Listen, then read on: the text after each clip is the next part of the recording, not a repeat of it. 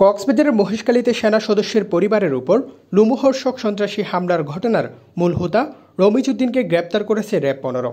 গত শনিবার 20 এপ্রিল সন্ধ্যা 6টার দিকে সদর থানা 3 দরিয়ানগর এলাকায় অভিযান চালিয়ে তাকে গ্রেপ্তার করা হয়। রবিবার র্যাবের এক প্রেস বিজ্ঞপ্তিতে এ তথ্য নিশ্চিত করা হয়। গ্রেপ্তার রমিজউদ্দিন মহেশখালীর কালামারছড়া নয়াপাড়া এলাকার মৃত আফলাতানের ছেলে। র্যাব জানায়, অভিযুক্ত রমিজউদ্দিন ও তার সহযোগীরা অস্ত্রশস্ত্র নিয়ে ওই সেনা সদস্যের পরিবারের উপর হামলা চালায়।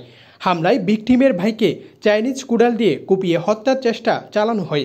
হত্যা চেষ্টা, পরিবারের নারী সদস্যদের শ্লীলতাহানি, ডাকাতি সহ বিভিন্ন অপরাধের দায়ের করা মামলায় তাকে আটক করা হয়। র্যাব 15-এর সহকারী পরিচালক আবু সালাম চৌধুরী জানান, এই ঘটনায় মামলার আসামিদের গ্রেপ্তারের লক্ষ্যে গোয়েন্দা নজরদারি অব্যাহত রাখে। এরই ধারাবাহিকতায় গোপন সংবাদের ভিত্তিতে মামলার এজাহারে থাকা 1 নম্বর আসামি ও মূল পরিকল্পনাকারীকে গ্রেপ্তার করতে সক্ষম হয়। গ্রেপ্তারকৃতদের বিরুদ্ধে আইনানুগ ব্যবস্থা গ্রহণ করা হচ্ছে বলে জানিয়েছে র্যাব। News desk, TTN।